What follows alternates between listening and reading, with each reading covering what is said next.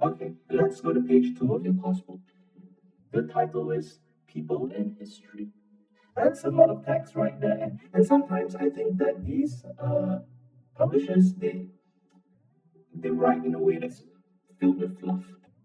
I'm going to summarize this for you in case you're a bit confused at what all this is about and what this topic, this subtopic, people in history, is trying to say is that when you study history, it is wise and also kind of fun once you get into it to reflect on how the decisions of those in power affect normal people like us.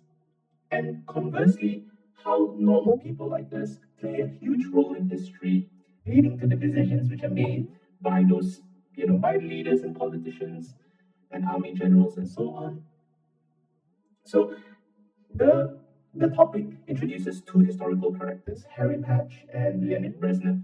Harry Patch was a soldier who fought in World War One, born in 1898, died at the age of 111 in 2009. He was the last of the soldiers to have fought in World War One, to have lived into the 21st century. His father was a stonemason and he was a plumber. Then on the other hand of the spectrum, you have Leonid Brezhnev, born in 1906 in Russia, and that was a heck of a time to be born because Russia was struggling with intense poverty, and then in 1917 it went through the Russian Revolution where the royal family was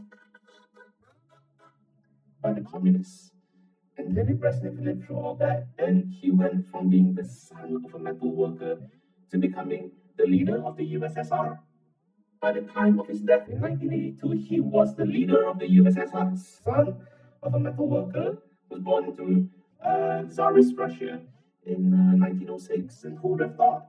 And in fact, who would have thought that 7 years after that, in 1989, the Soviet Union would disassemble? Who would have thought? Right? So life is so strange, it's so uncertain, uh, and all the actions of normal people like us and the actions of big time leaders all kind of coalesce, come together to create this tapestry of history, to weave together the causes and effects that create the world as it is today.